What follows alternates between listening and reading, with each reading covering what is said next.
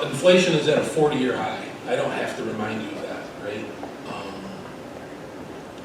If the numbers are even accurate, you're going to charge additional tax for an ambulance district, which concerns me for my mom, who's 87 years old and on a very fixed income, and I have to help her manage her money.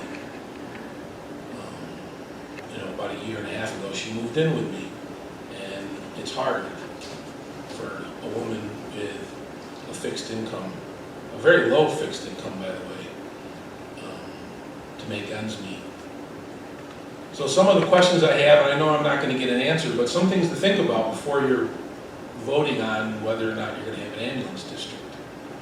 There's 16,000 properties in this town, roughly thereabouts. Some of them include nursing homes and assisted living centers. And I would think those would be at a higher percentage for calls, but they're going to be taxed at the same rate. There's also a number of ambulance companies around us that are volunteer, and if they have a taxing district, it's because they're volunteer. They're not paid employees. So you're going to tax the people of a district for a service that is normally a volunteer service. And as Mr. Nesbitt mentioned, $850,000 was disclosed in their PPP, and they had a balance of $342,000 at the end of 2020. My question is, were any of those numbers provided to you when you decided to give them $200,000 and some odd thousand in a grant? I myself applied for a number of grants, PPP, as well as a couple of grants from Monroe County. I had to provide financial disclosures for quite some time, a year or more, depending on what the grant was. And the amount of money that I received from the grant was dependent upon a lot of things, including, what the income is and how much money you might have lost, etc. So I would think that the town board, I would hope that the town board took the same care in making that grant money used appropriately.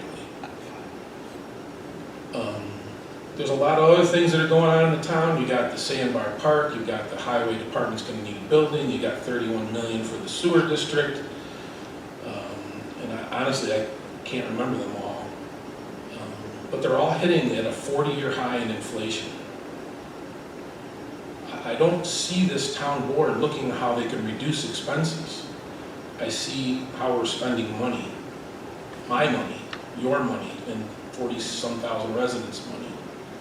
And that's hard, especially, again, if I do take it back to my mom, who has a fixed income. As you know, I fight the school tax every year, but that's sort of a lost cause.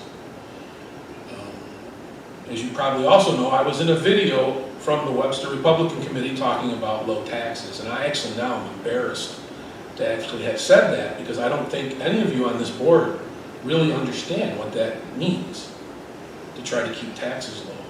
There's no way in the world you're going to be able to stay under the cap this year at the rate you're going. So, again, just remember my mom, she's 87, she's on a fixed income. She's not going to come in here, she can hardly even walk, and tell you this, so I'm here to tell you that.